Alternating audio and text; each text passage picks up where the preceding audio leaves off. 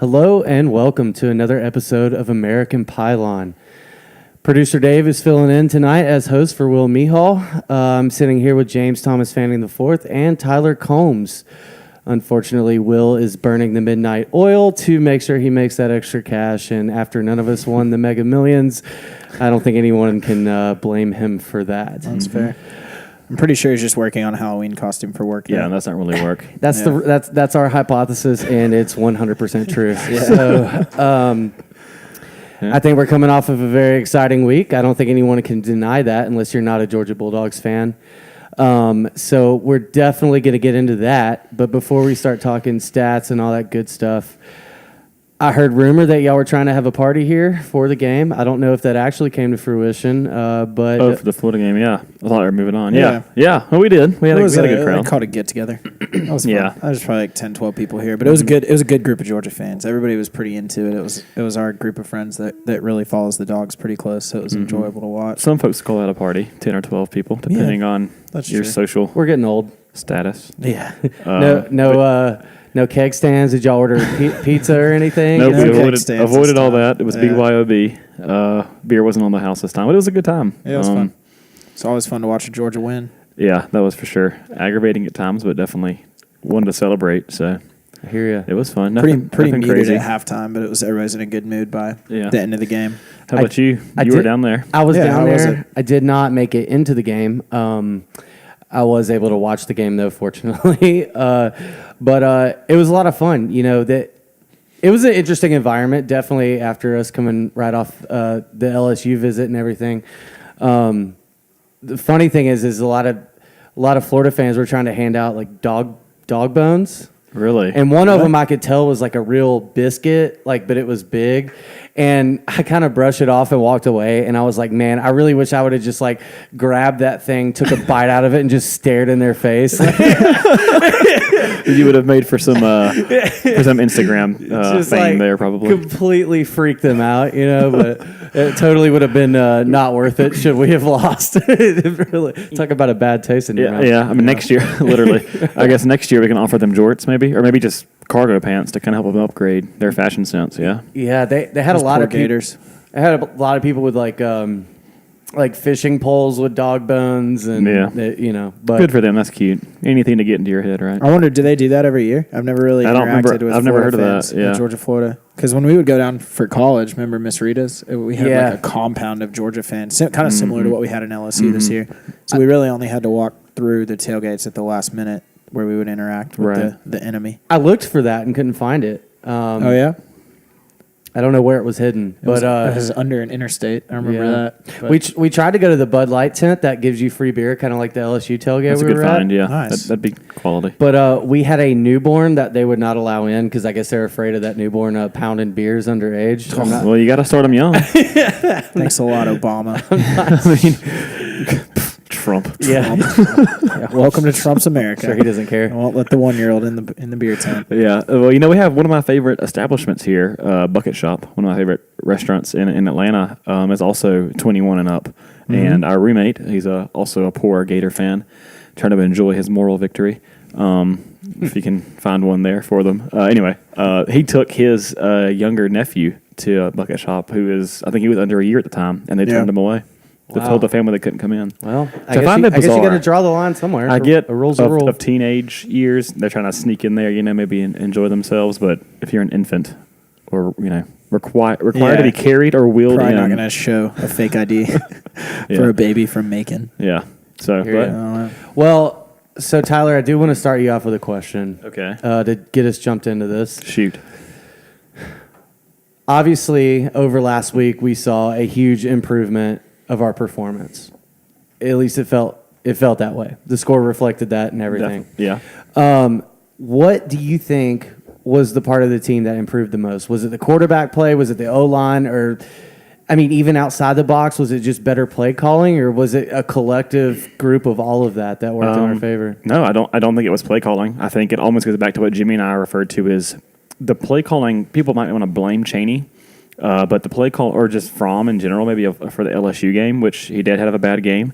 But the play calling, I think, was almost the exact same in the way we executed. I think it was Fromm was 7 for 9 on third downs of 10 or more yards, which is a huge turn of the flip that's of the different coin from what he's done the whole season. From what he's done. Struggled on third, obvious passing downs. And early this year, season. now I think that LSU give LSU their due. They whooped us, and we can't escape that. So I think it was more of a one-off, and I think just that the only thing I can chalk it up to is that environment is just year after year, just nationally renowned for being as loud and as raucous as it is. So I'm just gonna have to say, that I'll side with, that kind of went into us not executing. But I think as far as what we saw the most improvement from was Fromm. I think he bounced back. He responded. I think a lot of us and the coaches had us believing that we would see a lot more of Fields. We didn't see Fields once, which I think almost plays into that narrative we've heard of not really having a plan for the quarterback. I mean, that showed you Kirby was not there to please the crowd, to please Fields.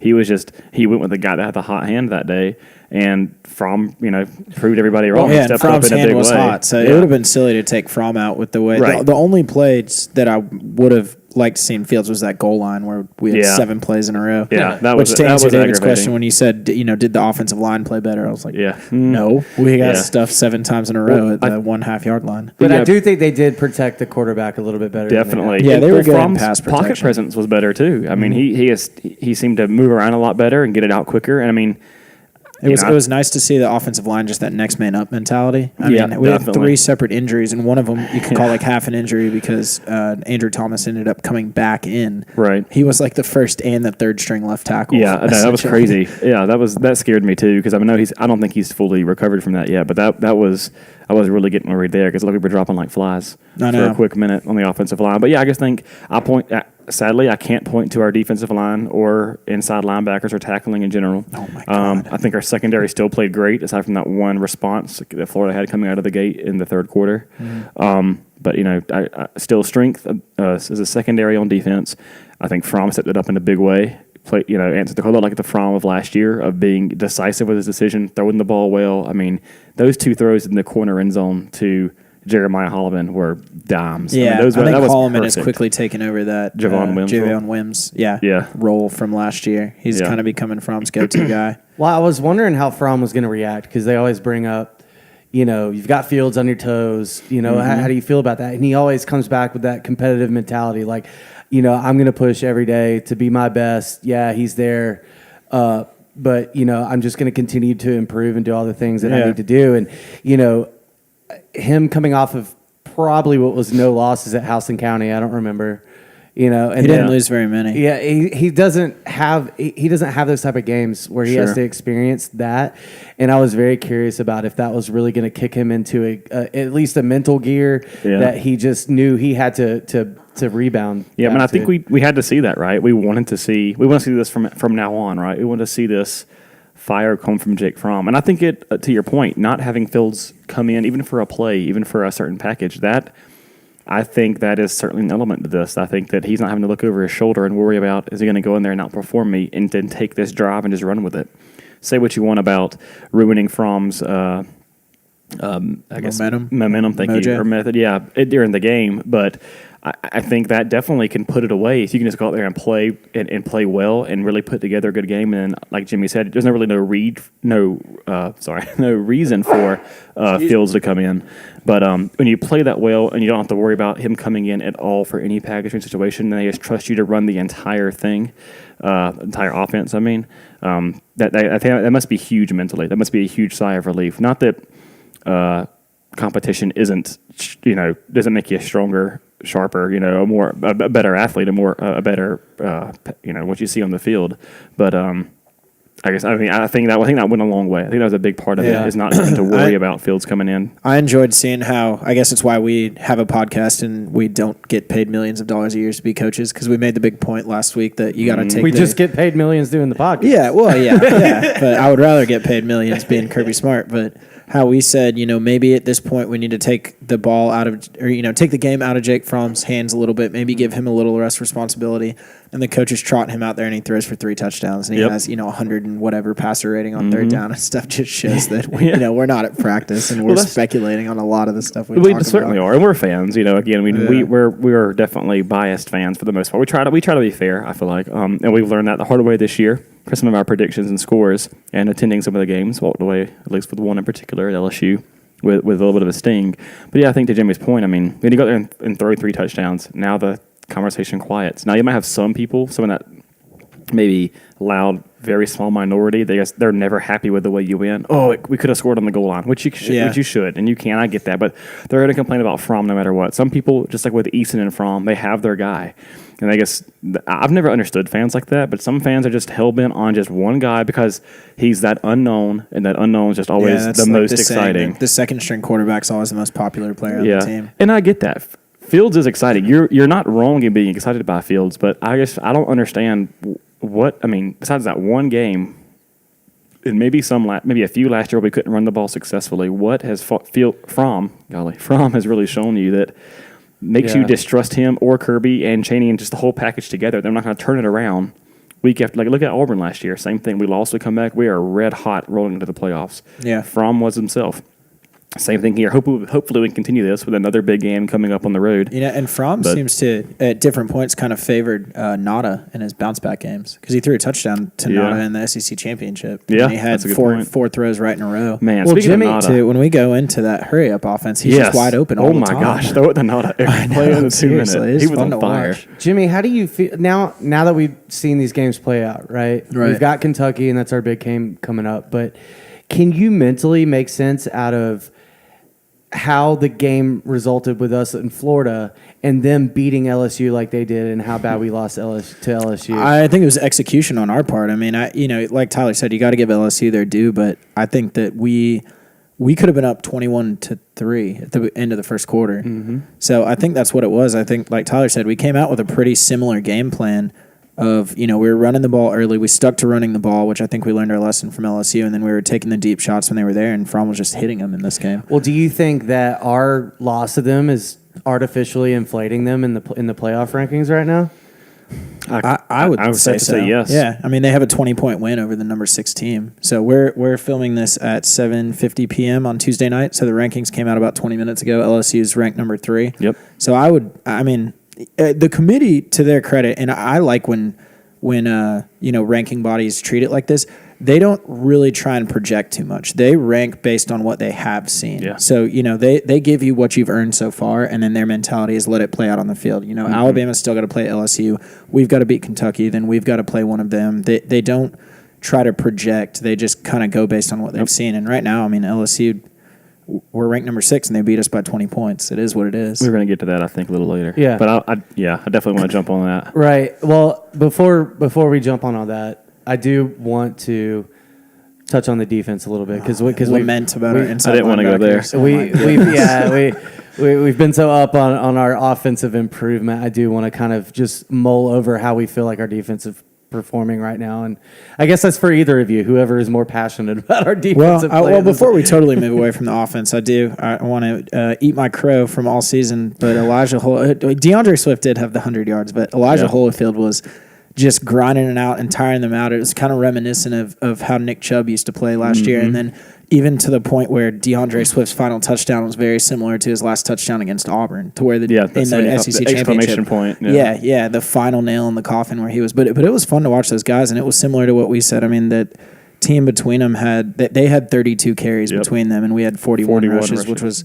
I think we said 35 carries for them and 20 passes for Fromm, and it ended up being 32 for them and 24 for Fromm. Yep. So we, that's more balanced, though, right? It was more balanced. Yeah. I think we were predicting a little scared right there, saying we weren't trusting Fromm, and so Fromm came out and proved us wrong, and we're proud of him. Right, and I think that's also to that point. And I know we were, like Jimmy was just saying, we kind of pointed towards 30 rushing attempts between those two guys at least, and then typically no more than 20 attempts for Fromm, just because that was kind of our success last year. And now with not quite the stable of running backs we have last year, and with the hopeful progression of Fromm, we do kind of want to see those numbers maybe even out a little more. Maybe keep the 30, definitely keep the 30 rushing attempts, but now maybe trust Fromm a little more. Yeah. So long as the games like LSU, I'll even say like Tennessee, aren't becoming a habit. As long as they aren't becoming a habit, we can. I certainly can trust more than 20 fall attempts. back Obviously, on the rushing. Yeah. But I mean, and the difference between 20 attempts and 24 attempts was basically our hurry up offense at the end of the first half. Yep. So maybe we definitely. maybe we just run the ball and try and go into the half with a lead with freshman Jake Fromm, with a freshman quarterback. You don't want to put give him a chance to make a mistake when the game's not on the line. Yeah. In kind of a hostile environment, but we let him do his thing, and it was really fun to watch. I would have been okay with taking one more shot at the end zone. Yeah. But 6 seconds is a weird That was number. funky, yeah. I felt 6 was enough. Yeah, 6 is hard because 6 is, if you just run like a back shoulder fade and just throw it straight there, that's a 3.5, 4 second play and you're still fine. But, any number of things could go wrong. That's fair. So, I don't know. But to David's point, back to the defense. To the defense. I mean, These I inside think linebackers. we just are what we are, the inside linebacker, right? We just don't have the bodies that are ready to play yet, to take over the defense yet. Well, I think we have talent. We have talent. Well, but let me stop you there. By that, do you mean athleticism or just the mental reads I think in the mentally game? they're okay. You see the guys doing the right stuff, and then they do everything right up until it comes time to tackle, and then they just over pursue, or they launch and they leave their feet, or I don't know. It's just they find ways to miss tackles. Athletically, I don't think we have it. I mean, having Monty Rice back was huge. He was big. I think I'm looking here. He had 5 solo tackles, 11 total tackles. I mean, he's an athlete. I think he's the most complete athlete that we have that's in that current 2 deep rotation, I guess, that's playing. But I guess we have the athletes. They're just so young. I know we talked about it, and this kind of falls into that fallacy of what people want to see out of Justin Fields also. But we definitely have a deficiency at middle linebacker, and we know we have 3 5-stars. One's playing Brenton Cox, outside linebacker, but we have 2 5-star inside linebackers waiting in Quay Walker and Channing Tindall. That are just athletically gifted, big guys. They've just disappeared this year. Yeah, they haven't come through yet, which we haven't seen much of them. Which you have to show it in practice to get on the field. I totally understand that. Exactly, and that is points to the culture that Kirby is building, because I know we give Mark Richt a hard time on this podcast, but the way he recruited, I mean, we were lucky to have 1 or 2 5-stars per year, and then it got pretty watered down, and we would end up signing 9 or 10 or 12 3-stars. So it was like under that culture, if you're a 5-star, you came in and you were expected to start immediately. Yeah. If we had a 5-star player that wasn't starting by late their freshman year, we were wondering what was going wrong. And Kirby's trying to stockpile talent and make even these 5-star guys earn it. Like, you don't just walk in and you're the de facto starter. Yeah. Well, a couple times, y'all have touched on trying to see a leader emerge, right? We don't have that Roquan Smith personality out there. Yeah. Are we starting to see that emerge yet, or are they just kind of still funcking as a whole unit? That's tough. I think it's as a unit, because the guys that we were hearing, verbally were the leaders in the offseason haven't really come into their like Ledbetter's been pretty underwhelming. Jay Hayes, I think you have to have both to have a real leader, right? I mean, in a perfect world, the locker room leader of your defense is also the on-field leader of your defense, because that's where you gain respect, is by playing well on the field. Right. I'll say, I know Chubb. They said Chubb was a leader, but he wasn't very vocal. He was more shy, more reserved. Right. Sony was a more vocal. He had it both. Yeah, so maybe he gets a little more attention because of that. Definitely more dynamic. But I mean, say you've got a guy that's like a 5th-year senior that's only ever played special teams. That's real likable and kind of a rah-rah guy in the locker room. Like, there's only so far. Right. Well, it's almost like that's kind of how I view like. I can't say Natrez Patrick, because he's been in the doghouse almost year in and year out. He definitely hasn't come through consistently for us, being a senior. And then, like, I would almost say like Jawan Taylor. He's kind of like the athletic guy. He can kind of plug in his newest is his shot, his senior year, go out there and earn it. And to your point, if you've started or been a serious player in the rotation, do guys who have been there around you, guys who have been there with you and around you, do they all of a sudden view you as a leader now that you're just a senior, you're 1 year older? I don't think that's the case. So I think you got to kind of take control of that in the locker room. Yeah. And I think that's hard to grow into if you haven't already assumed that, or your athletic gifts haven't propelled you into that role early on. I think DeAndre Baker must be the leader. I mean, I think just I don't know, I'm not in the locker room obviously, but I think DeAndre Baker just being a cornerback who are typically always kind of chirpy, and then with his play, and then being a senior who came back and could have gotten paid last year, but deferred the NFL draft, came back, really wanted to win it again. That's probably some guy who can take some serious perspective to say, I am shutting this thing down. The secondary's shutting this thing down. I need you to come through. I came back. And it doesn't be that selfish. I came back. Y'all need to help me, Not that kind of approach from DeAndre Baker to make the team feel guilty. But that's definitely a guy I think that almost has to be, and maybe is, the guy who's he's obviously the face of the defense this year, I would say. Yeah. So the hard thing about being a role. cornerback that's supposed to be the leader of the team is the best cornerbacks don't have that many stats. I mean, because he's amazing. I mean, he could be an All-American. Like DeAndre Baker is so good. Yeah. But at the end of any given game, he's got like one tackle, like an interception, in a good game. But you could be a headhunter. What was the guy that played for Seattle?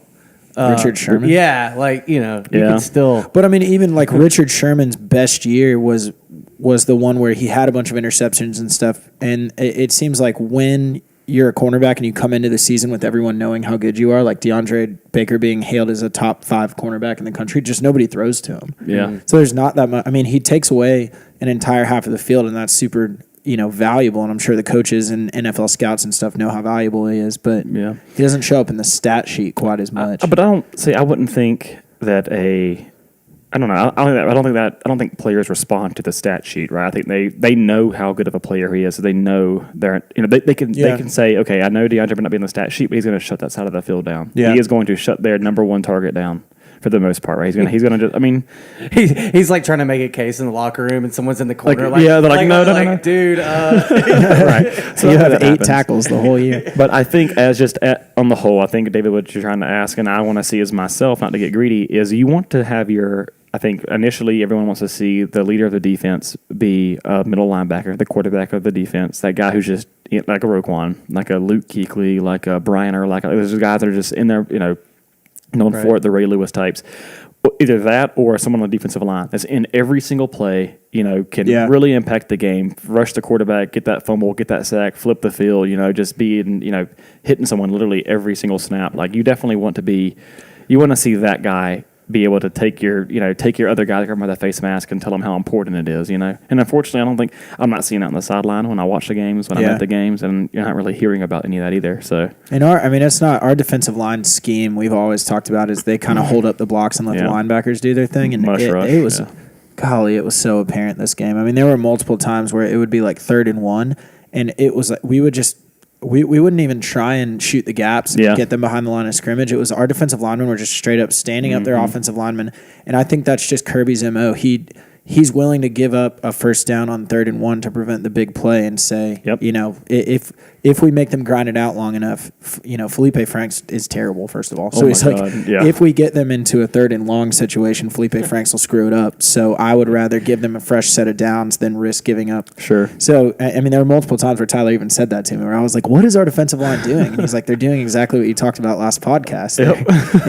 And I was like, damn, I know it, but it's so frustrating to watch it in real time. It is aggravating, and I agree. I mean, I think we live to let them mess up, which I hate to be in that role, but also we get the stops when we had to. Yes, they ran us with success. Yes, we did not look good tackling. We did not, we weren't really an enforcer on the, in stopping the run. We held them under their season average of per game, but they went over our allowed average yards per game in rushing.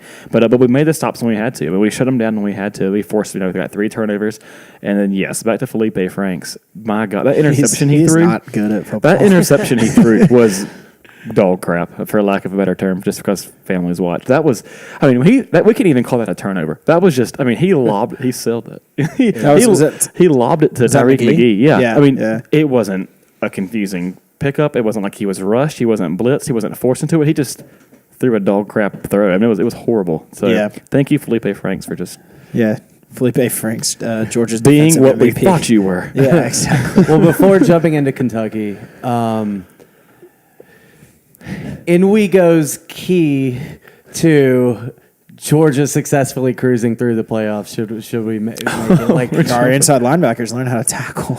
Yeah, I will be unbiased, I guess, and try to be subjective in this regard. I guess if we make it to the playoffs, SEC championship even. Let's start there. Yeah, we'll start. We do not have a championship level defense on the whole, and I think that starts with inside linebackers. We can't. What you're going to face in a Clemson and Alabama, and even LSU again, possibly. You know, you're You're leaving out Notre Dame. Yeah, maybe for a good reason, but Sorry, Will. we can't. It's my podcast. We we just don't have that. not, We don't have an elite set of linebackers or defensive line to take over a game and really shut it down and force that three Yeah. out when you need it to get a short field and just get your offense back on the field. We can't trust our defense to do that. And whereas I think our offense can start clicking moving from this Florida game, and we can possibly start getting into shootouts.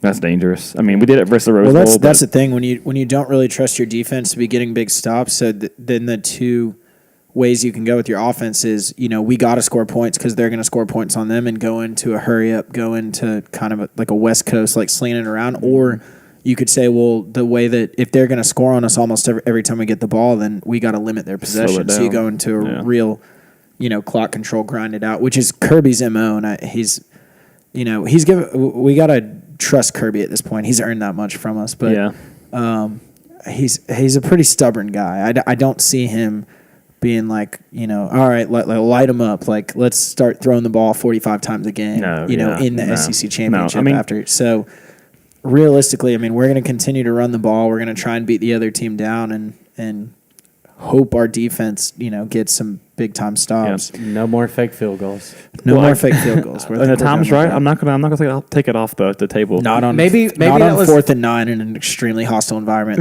in the first quarter. Maybe that was just that? to look as bad as we could on a fake field goal. So they'll know for sure. Don't even worry about it.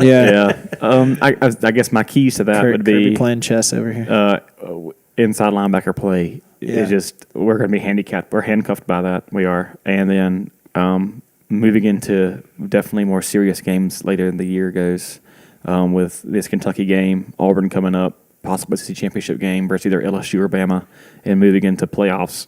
Offensive line needs to get healthy because if we are going to allow points like that, or we're going to need to slow down a team and like maybe take, let's say, a Tua. Alabama's quarterback off the field and keep him off the field. We're going to need an offensive line that can sustain that kind of drive consistently through a game. So we're going to need, even if that means a rotating offensive lineman, which you do not do, but with the guys we have playing now, we're going to have some depth and some. Yeah, we are going to have a lot of experience. It's going to be we've still got everything in front of us this year, so we don't want to get ahead of ourselves. But that offensive line next season is going to be a battle. You're going to have a lot of guys with a lot know time. Speaking of, Notori Johnson. Practiced at defensive line today. Which totally makes sense, though. I don't know if some of you guys don't know, Notori Johnson, highly rated 4-star offensive tackle. He looks like a snow cone. Yeah, he looks funny. He's got like pink and blue hair. Or like a cotton candy. Super athletic guy. He came in. Silly things. He would do backflips and like full pads and stuff at practice. Just silly athletic big guy. Silly. That's pretty damn impressive. Yeah, I know. That's what I'm saying. It's just one of those odd fable tales. Like, he leaped over a who was the wall shortstop and that used to always squirrel. do the backflip? Angleton Simmons. Did he do a backflip? He was pretty athletic. I don't know. I can't remember his name. I'm drawing Javi Lopez. Derek Jeter. Javi Lopez. I'll get back to you. Okay. But it's like, anyway, so he's moved over now, offensive tackle, which we were logjammed at that position. Or excuse me, offensive guard. Has moved over to play defense, which I think is to help with some of the ailments we have on the defensive line with Devonta Wyatt and Daquan Hockenmuckle and David Marshall, God bless, who is still suffering some We're dinged up injuries. there.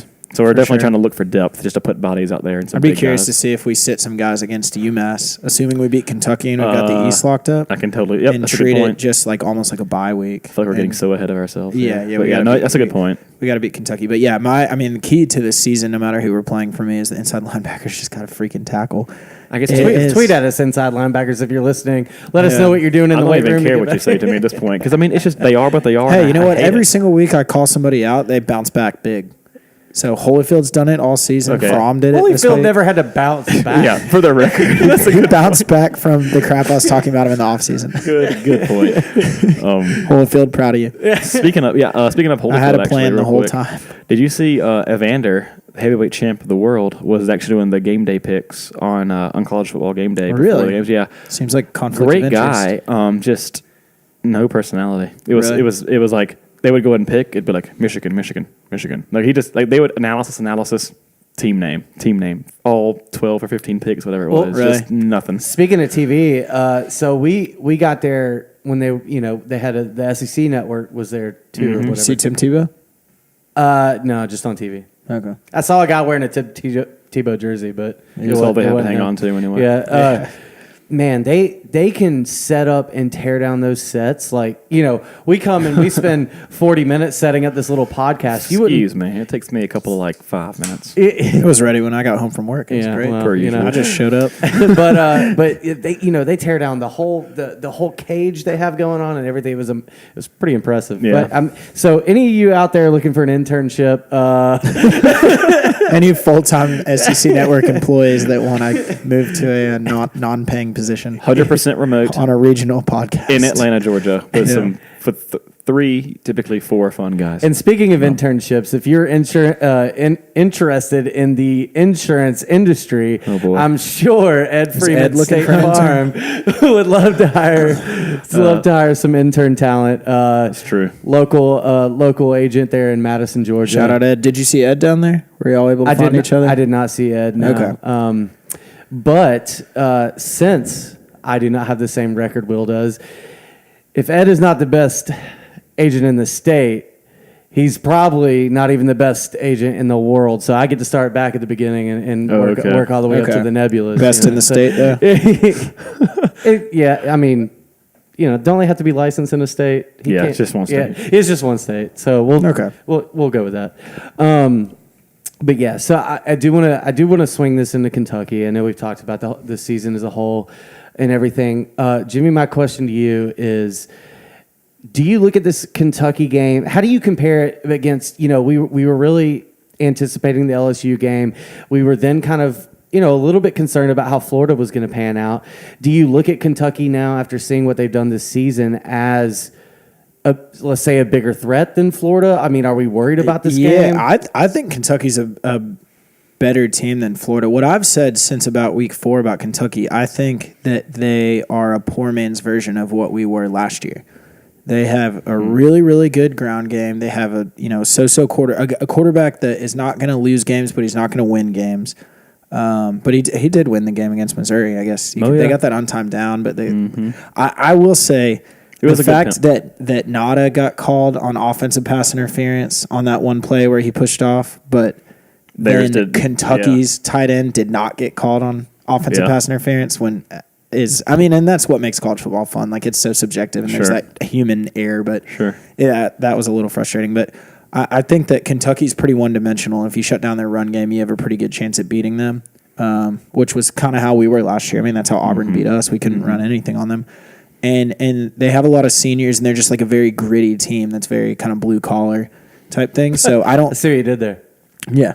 But Kentucky blue collar. Yeah. But so I don't think they have the ceiling that we had last year. I don't think they're going to go on and win the SEC and play in the playoffs or anything. But I think they're a similar mold to what we were last year, which is one of those teams that they're fired up for this game. They can show up and they can beat you. So I'm more nervous about Kentucky. It's always easy to, in hindsight, to be like, I wasn't worried at all about Florida. Yeah. But, it's funny because we started everything worried about Auburn. Yeah. Auburn and LSU. Crazy year of college football. Every year. What do you know? Every year. Yeah. Sometimes we're worse than we thought, and sometimes we're better than we thought. Yeah, how about that? I just, it's wild how that works. Seriously, it's like we're not even worried about Auburn, and we're playing Kentucky in a winner-take-all SEC East championship, just like we all predicted before the season started. Very good. Very good. Yeah, I guess for this, I was nervous for Florida. I was. And this doesn't change anything. We're still a winner-take-all. We have to win to keep our preseason goals in front of us. And I'm not as nervous. Maybe I should. They are one-dimensional. We have seen that we're not the best at tackling and containing the edge. They have a mobile quarterback, and Benny Snell Jr., Kentucky's running back, very good, talented running back. I think he's a senior, so he's definitely probably their leader. Senior. Yeah.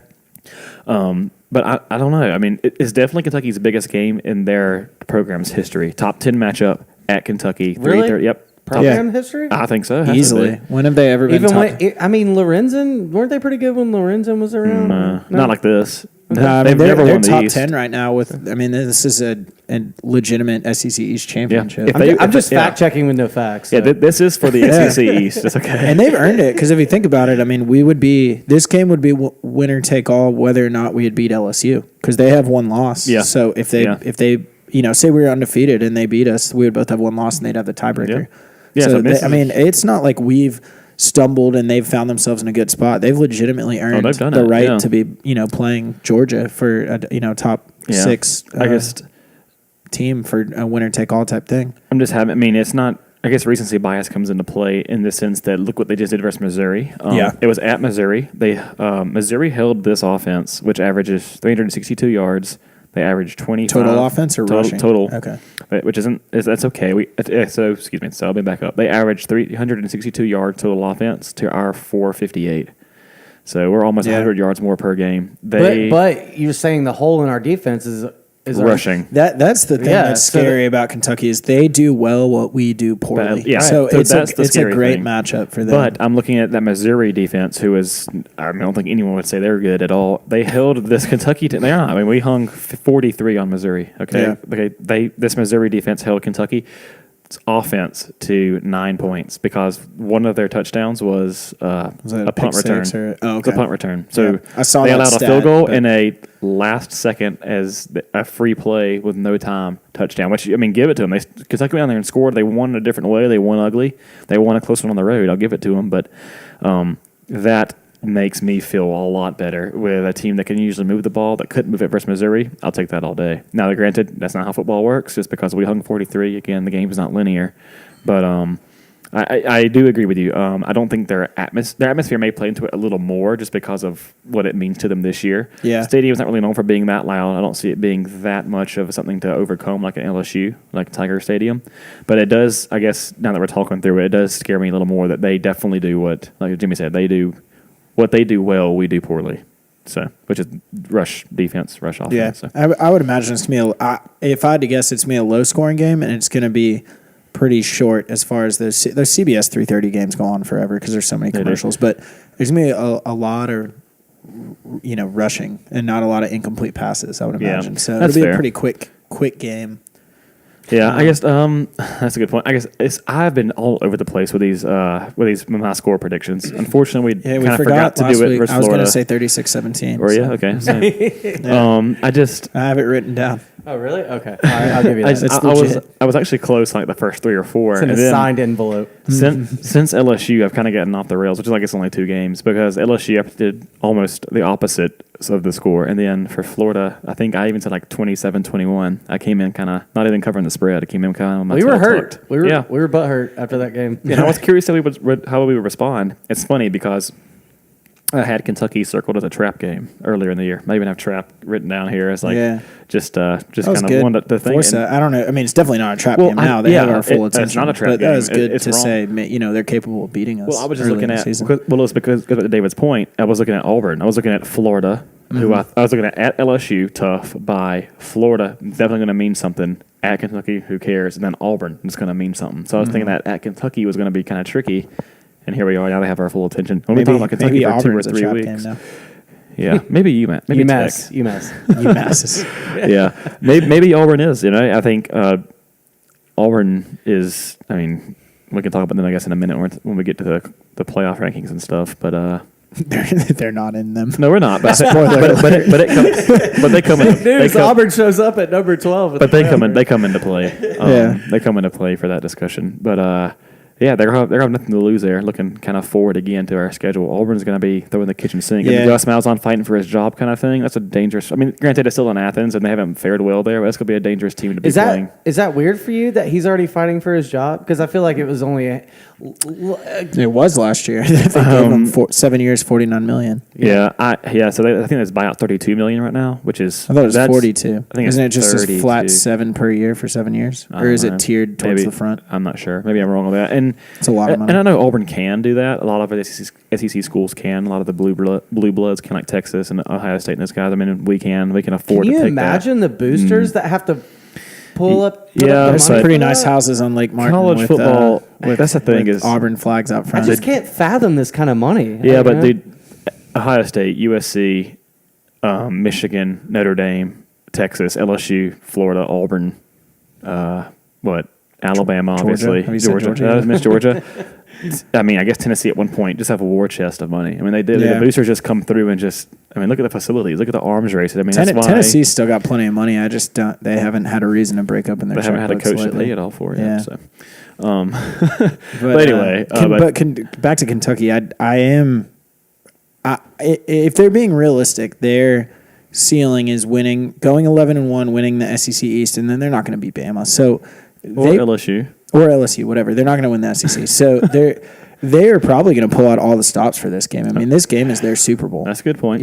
That's just as dangerous. That's a good point. Yeah, I think that if you want to say we're playing some stuff close to the chest with Justin Fields, so that we maybe have it to throw it on the field in the SEC championship or the playoffs, I think they're going to do everything they can in this game. I guess that's a good point. I think we kind of need to be prepared for anything. This is it. What is the remaining schedule? I'll look it up, and you can keep talking and kind of. I know they play Tennessee because my dad texted me this morning because he's been trending. Tennessee is that was a point I wanted to make. I'll double back to this, but my dad texted me this morning because my parents still live in Knoxville, so he listens to sports radio and stuff. They root for Georgia, but he kind of has his finger on the pulse of UT, and he said that everybody in Tennessee, or probably not everybody, but people are hoping that that Georgia Kentucky game is a real physical game, and that Georgia wins, just so Kentucky kind of limps into Knoxville. And Tennessee might be able to sneak up on them. We'll do anything to take a win. Come on. That's like us being, and granted, I don't care. I agree to a degree. A win's a win. But how much more fulfilling is it to be like, if you play Bama and Tua's out, Tua's hurt, yeah, I'll take it. Yeah, I think Tennessee at this point is taking. When you look back, I'll be like, I don't care. Got my ring, got my whatever. I enjoyed the season. It was fun. They still have Jalen Hurts. And that's the thing, and it's up to you. You got to recruit, right? We had to recruit. We had to overcome injuries as part of the game. But still, when I hear that's such a little brother. It's just such a defeated moral victory. Like, please, and it's like a boxer hoping his opponent walks in with one eye knocked out. I'm like, oh, this was a fun match to watch. Or gets his ear. Cheap. I get what you're saying. Gets his ear they're taking what they can get. They're trying to get to a bowl game. At the end of the day, is what it is. Lord, may we never know what those days AutoZone feel Bowl. like ever again. But I do because after we watched the obviously the Florida game this week, we went to a Halloween party. I was with Dr. Brent Johnson again, and we watched the Tennessee South Carolina game there. And they were, and shout out John and Nicola, I think their name, for hosting it. But Tennessee they've gotten a lot better since the season started. I think Pruitt's doing a good job. I honestly, I'll be the first to say I thought Pruitt was going to crash and burn there. I didn't think he was head coach material. They're still not super talented. You can tell like the lack of depth and the lack of talent on the field. But they're playing at a higher level right now than I expected to see Tennessee play this year. Okay. So Jimmy's taking a complete 180 here from the preseason podcast. That's fair. I try to be objective here. I don't. Just to quickly follow up on the 180, Dr. Brent Johnson was actually spotted in Helen by one of our own this weekend.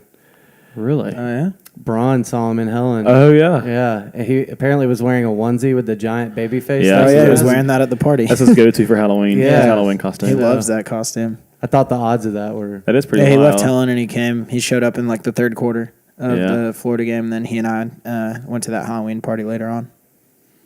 He's an avid listener. We got to give him a couple shout-outs. Always. Keeps him coming back. Keep him happy. There you go. But also, I guess to wrap up this weekend in Kentucky and just, I guess, weekend as a whole is we're going to know a few things. Great football. Don't leave your couch after 3:30 because then you have us, the game that matters, UGA, Kentucky.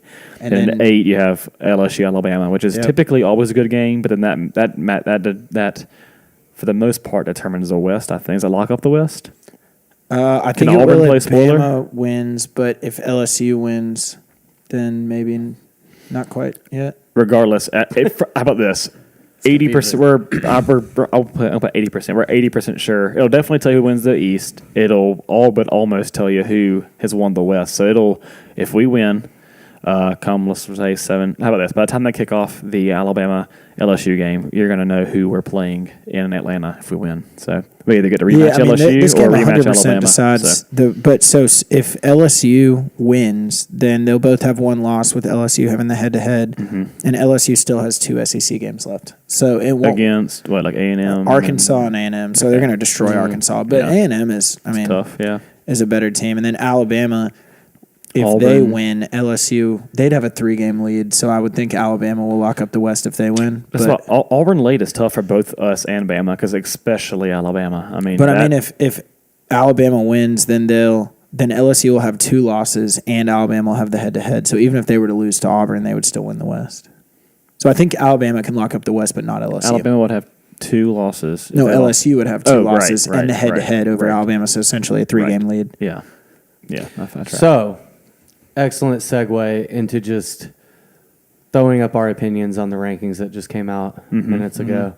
Yeah, we can recap. So, like Jimmy said, just about 20 minutes before we started recording, they released the college football playoff rankings, which I just got away from the page, so that kind of sucks. Anyway, number 1, Alabama, surprised no one. Clemson, LSU at number 3. Quick fact: of the 4 years that the college football playoff has existed, the initial ranking number 3 team has never made it into the playoffs. That's LSU. I would like to see what this. That's pretty interesting. Yeah. Do you remember who it was last year? Georgia was number 1. I don't. I know that. But if you have been ranked number 3 in the initial college football playoff rankings, you have never made it into the playoffs. So that's pretty safe. Small sample size. But yeah, I mean, here I'm at curious LSU, with the Alabama LSU line. Oh, I'm sure it's already out. I'm sure it is. So 1 Alabama, 2 Clemson, 3 LSU, 4 Notre Dame, and the first 2 out are Michigan and unfortunately Georgia as well. What puts Michigan above us? I don't know. That's what's curious to me. Michigan's loss is to... They lost to Notre Dame. Notre Dame. Okay, so number 4. And our loss is to LSU, number 3. So I think it's funny. Now, we lost by 20 points. How many did they lose by? I don't know. Can you look that up for me? Because I was going to go into my little opinion piece here. I thought LSU should have been ranked a little lower. I think they're tough. I think it definitely helps us. But if you look at who LSU's beaten so far, Auburn, top 10 team at the time, 3 losses, no longer ranked. They beat, who else was it? Now I'm drawing a blank. You're talking about LSU? Yeah. They beat LSU. They played one of their top 10 team. They'd also just fell flat on their face. Miami. Season. Yeah, in Miami. And then they also fell flat on their face. So now they're 2 signature wins, which granted, LSU has looked good in these wins. They looked good versus us. They're definitely passing the eye test. I think you have to definitely take an honest conversation and say, okay, does that kind of weaken their strength of schedule? They had the hype at the beginning of the year with Miami in that game. I see. They had the hype versus Auburn. Then Auburn kind of fell flat themselves. And then they played us. And granted, that would also hurt our conversation because then now I'm saying LSU might not be. LSU is a good football team. But you have to compare it to Michigan, not us and LSU. No, I know. I just think maybe LSU could have been Michigan lost 24-17 in Notre Dame. By 7. By 7. Right. Okay, so that's week good. 1. In week 1, it's hard to take away too much from those week 1 games. And Jimmy made a good point. It's what they've seen. We're gonna these rankings are literally gonna last 1 week because Alabama, LSU played number 1 versus number 3, and just for sake of the SEC, we had Alabama, LSU, Georgia, and Kentucky at number 9 in the top 10. So 4 teams in the top 10, pretty good. And then 4 of those teams are playing each other. Yeah, that's pretty cool. So that's I'm awesome. Sure they're that's loving huge. That. Yeah, that's 2 top 10 matchups SEC in one football. conference. That's what we talk about all the time. So say Notre Dame and Alabama end up in the final again. Alabama would beat Notre Dame by 30 points. Yeah, well, that's what I was going to say. Do you think it's going to be a rehash of when we lost to Alabama in the SEC championship, and then they play Notre Dame and just completely destroy them? I mean, so. To be fair, I have not watched 1 minute of Notre Dame football this year. In my opinion, Texas and Notre Dame are always overrated. Depending on how LSU looks versus Alabama, obviously we'll see what that looks like in a week. I have to go with Clemson. I mean, I think that's the easy pick, and that's kind of been the rivalry building in the last 4 or 5 years. Quarterback, though. As much as he's like a generational talent, it's hard to see. Yeah, but their team with a true freshman quarterback. We've talked about this, though. Their defense isn't really. Jake Fromm, true freshman. Yeah, Alabama didn't lead for 1 second in that game last year. Yeah, that's true. But I don't. They didn't lead for 1 second. Yeah, you're right. Never mind. It's insane. Yeah, they just tied it up and then botched that field goal. I guess that's tried true. to give us the game. And Tyler Simmons was onside, but I'm not bitter about it. He was onside, yeah. And if Georgia is going to win a national championship this year with true freshman / true sophomore, both playing in the national championship. Shocking. Yeah. Hopefully one doesn't replace the other. That would Fields kind of in from. Now, we're going to run like a wishbone where the center can snap it either way. We're going to have 2 actual quarterbacks on the field. Okay, great. It's going to be amazing. Well, before we jump off of the the playoff discussion, some of those teams that are in the, we're in the 6. We're talking about 6, 7, and 8, right? Let's just say Notre Dame craps the bed, or one of these other teams, or Michigan craps the bed. They're going to have to make some margin. I bet Southern Cal beats them. But Vegas Eric is high on Northwestern this weekend against Notre Dame for whatever reason. Okay, he didn't really expand on it, but he told me that. Okay, Hot take. I'll take it. Yeah, I mean, we're gonna have to hope Notre Dame, loses something because I mean LSU, Bama will sort itself out. Mm-hmm. I mean, Georgia honestly, controls its own destiny. Yeah, it doesn't matter. We'll sort ourselves out. If we beat number 9 Kentucky, one of those top 4 are going to lose. We're going to be in. That puts us in, and then we just went out, and there you go. I mean, a lot easier said than done. I mean, either Yeah, one but or the four. the math is there. Yeah, if we beat Kentucky, either 1 or 4 is going to lose, and Yeah. then we're going to play whoever's left. So I mean, Georgia 100% controls its Yeah. own destiny. So none of this matters. It Right. It It's a really pageant- has to it's a do with pageantry test the right only now, thing or- that matters past being in the top 4 is who's number 1 because they get to choose their bowl and the location of the game they play in. But this year it's Dallas and Miami, so like, Sure. they're kind of equidistant from Atlanta. Neither one is like if the playoff were in Atlanta, then being number 1 would be a huge advantage Sure. between Georgia, Clemson, and Alabama because all of those are drivable to Atlanta. But for how it is this year, I mean, all that matters is getting in. Random Yeah. sidebar about Miami. How do y'all feel about Mark Richt's season? They're calling for his head after that Boston College game. Yeah, it's going downhill. I mean, he can't They recruit. started off really high, Well, high hopes. last season he did. He looked good. They were at 9-0, 9-1. I think they were. Just I think they were 11-0. They lost to Pitt like Thanksgiving. I mean, weekend, they lost. They 'cause I was at my 3 parents' games, house. didn't they? They wet the bed. Well, hard. they started 11-0 and they finished 0-3. They lost their 12th yeah. game. They lost the ACC championship and they lost their bowl game. There you go. It's almost like the same as Auburn. Auburn was like hot, and then SEC championship game, and then just And then the bowl game. Yeah. Well, Alabama too, right? I think we're all excited for it. This weekend, UCF, they don't control their own destiny, but they debuted at number 9. That's a little higher than I expected based on what we talked when we had What- John on hey, the where- podcast a couple weeks ago. where did Penn State end up? Because didn't you say that was your They're number your 12. pick to fall hard? Number 14. So they're still in there, but that was my pick for the top 10 preseason team most likely to end up unranked. I said Auburn. Did you say Auburn? No, that's Man, looking good right it's now. a tough call for you in your history, I guess. I know it, buddy. Do you remember who you said? That was a I don't long time think ago. I was given a pick. I'm not sure. Oh, that was when you were just producing. Yeah, I was just behind the camera as usual. The only thing I've been wrong with Auburn Will, so Will far said is Penn State too. picking, and then I think Eric was on that podcast. I don't remember. Yeah, I know I picked can't Auburn, remember. but I also picked Auburn to lose to Washington. That's something I was wrong on, but that's okay. I can take that. And we'll see how Easton performs next year. Yeah, that's going to be exciting. Yeah. Yeah, It'll be fun to watch. Is Washington? They benched wait, Bowling. Is Washington it's, ranked? It's not Bowling. What's his name? Clint. Was it Browning? Jake Browning? Jake. They benched him? They benched him this past game. Yeah. Dang. Wow. I didn't know that. Yeah. He had a chance to go pro last year. He might should have There you go. jumped. I like Browning. I root for him. It'll be fun to watch Eason somewhere else and see. Watch him just come out and just light the world on fire. It would be cool to watch. I root for Eason. I'm not sure he would have done it here. I'm not sure he would ever would have done it at Georgia just because of I don't know. I mean, they say stories about the off-field stuff you like to partake in and whatnot. I can't speak to any of that, if true or false, but I just don't think he would have ever probably grown up if that does become his. Yeah. Yeah. His Athens is ascent. It's a pretty special college town. So if you Lot to enjoy get certain lost in. extracurriculars, it might be kind of hard to thrive as a football player in Athens, Georgia. Speaking of names we struggled with, Ozzie Smith was the baseball player that did the backflips. Ozzie Smith. Okay. Yeah. Like during a home run trot, he would just do a little. No, flip like at second base. walking out on the field between getting ready for little warm ups. I thought you meant like walking out walking up. yeah, the box. Yeah, walking up to the box. That'd That'd be be a backflip. Yeah. A fastball to the head, I guess. No. Well, we're all excited about Kentucky. I mean, it's going to tell a lot about the end of our season, and I mean, this has been one hell of a college football season in general. Do you want to do predictions real quick before we move on?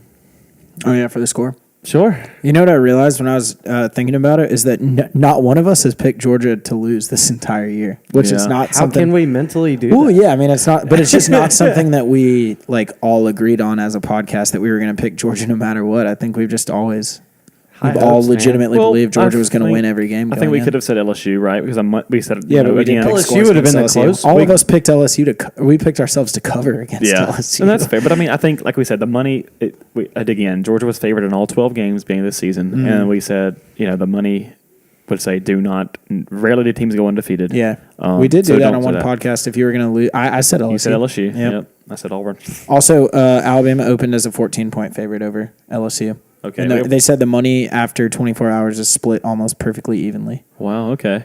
We opened as a 9-point favorite to Kentucky. I saw. Okay. But 9-point favorite. Do you want me to go first? You go first. I haven't thought about this much. I haven't either. So I think it's going to be a low-scoring game. I think that we're both gonna try and grind it out, but I also think that Jake Fromm's gonna manage to hit one deep shot just when it kind of gets goofy in there. So I'll say 24-13 Dogs. Okay.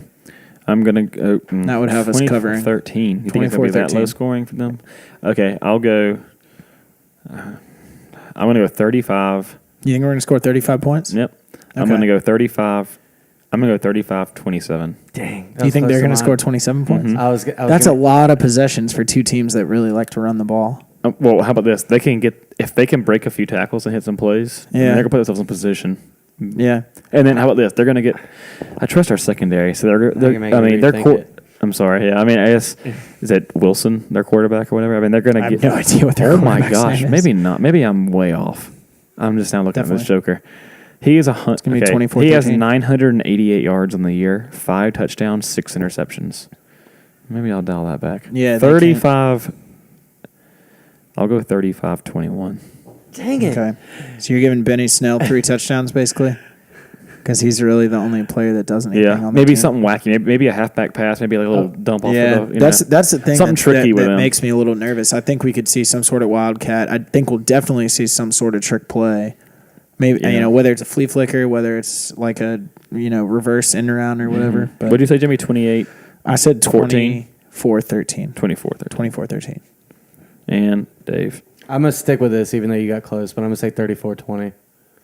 Ooh, that's a good classic score. 30. Classic score. Yeah, that was a fun football game to watch. If it was 34-20, I feel like. Yeah. What am I missing here? I don't know. I just like Sure. that score. No, I feel like it was okay. like I agree. 27-20 late in the fourth see, quarter. I like and then trying to one get team edgy. kind of salted it away. I like to get edgy and like put some field goals in there. Some put safety. Some this, put some that. And then I was like, you know what? Screw it. 35-21. All right. Just straight up touchdowns. All right. No case. Sorry, Rodriguez. Price Sit is this right. one out. You on that one? Well, There we he'd go. still get 7 points if that was the case. No, 5 points. All right. Well, with only a Yeah, few math minutes is hard. with only a few minutes left, I do want to do a Mount Rushmore. All right. All right. We have Tyler and I have not been briefed on this. David just told us we would do No, Mount but it's Rushmore. a straightforward one. Okay. Sight unseen right here. Tis the Halloween season. Oh, What is your favorite movie or movies to watch during Halloween? And it doesn't have to be scary.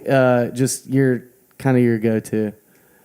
are there non-scary Halloween movies? Yeah, I like Hocus Pocus. Halloween Town, Hocus Pocus. Mm. Hocus It's Pocus is a terrifying. staple. Yeah. I like to watch Hocus I mean, Pocus. Freddy and Jason and all that stuff isn't really scary. I like either. to watch one of the Halloween movies, Michael Myers. The newer ones tend to get a little too graphic for me, but I do like to watch. They include some pretty I horrific heard stuff. the new one's supposed to be really good. Maybe I guess I went to watch one in theaters with Gator Reese here, and I just we walked out. It was pretty graphic. Anyway, I like to watch one of the Halloween movies. Michael Myers is my favorite Halloween character. The music and everything is pretty fun. When I was younger, I would change that to my ringtone for Halloween. Very festive. I know. creepy. I like to get into the Nice. spirit. I'll go with one that's not necessarily Halloween themed, but it's like witches and wizards and stuff. I'll watch any Harry Potter movie this time of year. Or Halloween. Yeah, Freeform Yeah. typically does or ABC Family. Yeah, they do. Typically does like a marathon to include all that. 'Cause they Yeah, typically so include I think that Prisoner of Azkaban is when the series really hit its stride as far as the movies go. They switched directors, and there you go. those are I can good. go But with I that. think Half-Blood Prince was one of the I hear better ya. movies.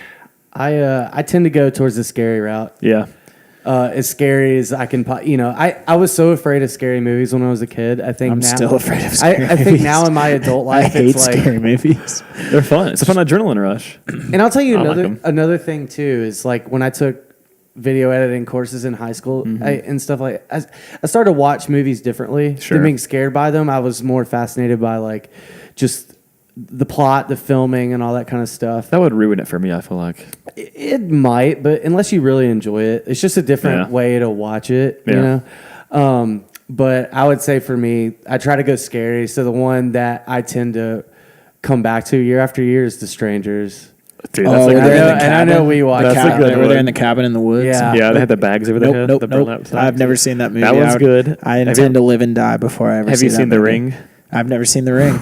But when I was younger, I don't do scary movies. That But one got me so I feel good. like that's always on our list because we were that age where like The Ring scared the crap out of Yes. us. Yeah. Like, Yeah, that I just one- that recently one's saw Jeepers terrifying. Creepers. That one's pretty For good. the I like first that. I time. like It was Jeepers pretty good. Creepers. It was a good like thriller Yeah. type movie. That's how I Yeah. felt about It. Did you guys see the new It? Yeah, I don't like it. yeah, but I liked it. It wasn't. I wasn't scared walking out of the theater. It was just You like should exciting not to have watch. been. It was very Yeah. jumpy. It wasn't Clowns, scary at clowns all. don't do it for me. I like Clowns the are terrifying. I like the Dr. dialogue. Brett Johnson can attest. I've been terrified of clowns my whole life. Well, he didn't even He watch knew The that River off with college. us, so I think his list is longer Yeah, than that's true Ryan's. too. Oh, I remember when y'all were into that show. Yeah, and College. I liked the dialogue between the kids in that movie. They did a really They were good funny. job. Yeah. Which movie again? The It. yeah. There was like all Promise I'm all listening. the actors were kids, and they were. Yeah. Wasn't that the one with the glasses that had the most lines? He's from Stranger Things. yeah, and he was held, really funny. He held right to that character too. All right, well, I think that's going to do it for us tonight. I think that was a good podcast, and we have a Yeah. lot of things to look forward to with the college football rankings in this game against Kentucky, and what we're going to do, and what Alabama is going to do versus LSU. Big I mean, weekend. this, Big weekend. Saturday of college football coming this up. is It's a exciting. huge weekend, and I want to give thanks. I'm going to be in Austin with Vegas Eric, actually. Vegas Eric. Nice. Yeah. Okay. New nickname. Yeah, and I want to thank our partners. In we go. Use code Pylon for $10 off in your first month. Of course, as always, Ed Freeman State Farm. And I hope you enjoy listening and keep coming back. All right. Go Dogs. Go Dogs.